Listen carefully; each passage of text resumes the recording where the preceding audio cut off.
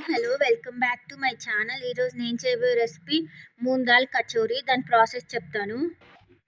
ఇది పూరి పిండి డో కోసం. ఇందులో ఏమేమి వేసాను చెప్తాను. ఇది వేడి నూనె, సాల్ట్ అండ్ చిటికెడు బేకింగ్ పౌడర్.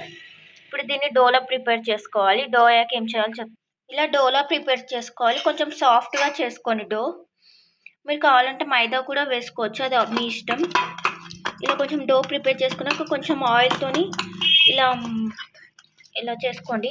ఇప్పుడు స్టఫింగ్ ప్రాసెస్ చెప్తాను. స్టవ్ ఆన్ చేసుకొని ప్యాన్ పెట్టుకొని అందులో ఆయిల్ వేసుకోవాలి. ఆయిల్ హీట్ అయ్యాక జీలకర్ర వేసుకోవాలి. ఈ జీలకర్ర కొంచెం ఫ్రై అవ్వాలి. ఇలా చిన్న చిన్నగా చుంచుకున్న కాజుని వేసుకోవాలి, ఫ్రై చేసుకోవాలి. ఇందులో 2 స్పూన్స్ ధనియాలు వేసుకోవాలి. ఇందులో చిటికెడు పసుపు వేసుకోవాలి. ఇందులో అల్లం వెల్లుల్లి పేస్ట్ వేసుకోవాలి. ఇప్పుడు ఇందులో 1 కప్ శనగపిండి వేసుకోవాలి. మీ కచోరీ క్వాంటిటీస్ బట్టి నేను చెప్పే ఇంగ్రీడియంట్స్ అన్ని ఇంక్రీజ్ చేసుకోండి. ఇప్పుడు శనగపిండి ఆయిల్లో మంచిగా ఫ్రై అవ్వాలి. పచ్చివాసన వెళ్ళిపోయేంత వరకు ఫ్రై అవ్వాలి శనగపిండి. ఇందులో వాటర్ వేసుకోవద్దు, ఓన్లీ ఆయిల్లోనే ఫ్రై అవ్వాలి. ఇందులో ఇప్పుడు నానబెట్టుకున్న పెసరపప్పు వేసుకోవాలి. 1 కప్ తీసుకోవాలి పెసరపప్పు. మంచిగా ఫ్రై అవ్వాలి. శనగపిండి ఎంత మంచిగా ఫ్రై అయితే అంత మంచి స్మెల్ వస్తుంది. మరి ఓవర్గా కూడా ఫ్రై చేసుకోవద్దు, పచ్చివాసన వెళ్ళిపోయేంత వరకు ఫ్రై చేసుకుంటే చాలు. ఇందులో ఇప్పుడు పెసరపప్పు వేసుకోవాలి. ఇప్పుడు ఇందులో పెసరపప్పు వేసుకుని కొంచెం ఫ్రై చేసుకోవాలి. ఇప్పుడు ఇందులో కారం పొడి వేసుకోవాలి, టేస్ట్కి సరిపడినంత salt, pinch of black salt and కొంచెం తినే సోంపు వేసుకోవాలి, టేస్ట్ బాగుంటుంది.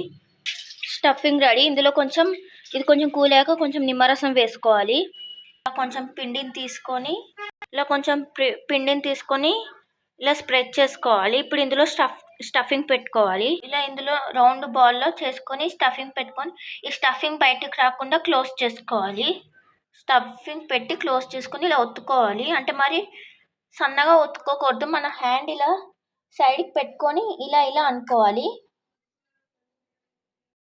స్టవ్ ఆన్ చేసుకొని ఆయిల్ పెట్టుకోవాలి హీట్కి. అండ్ ఆయిల్ కూడా మరీ ఎక్కువ హీట్ అవ్వకూడదు, మీడియంలో హీట్ అవ్వాలి. అప్పుడే కచోరీస్ బాగా ఫ్రై అవుతాయి.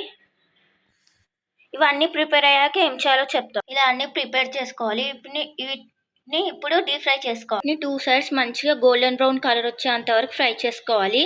ఇవన్నీ ఫ్రై అయ్యాక సర్వింగ్ ప్లేట్లో పెట్టి ఎలా ఉందో చూపెడతాను. ఇలా మంచిగా గోల్డెన్ బ్రౌన్ కలర్ వచ్చేంత వరకు ఫ్రై చేసుకోవాలి. ఇప్పుడు సర్వింగ్ ప్లేట్లో పెట్టి ఎలా ఉందో చూపెడతాను. వేడి వేడి మూన్ దాల్ కచోరీ రెడీ.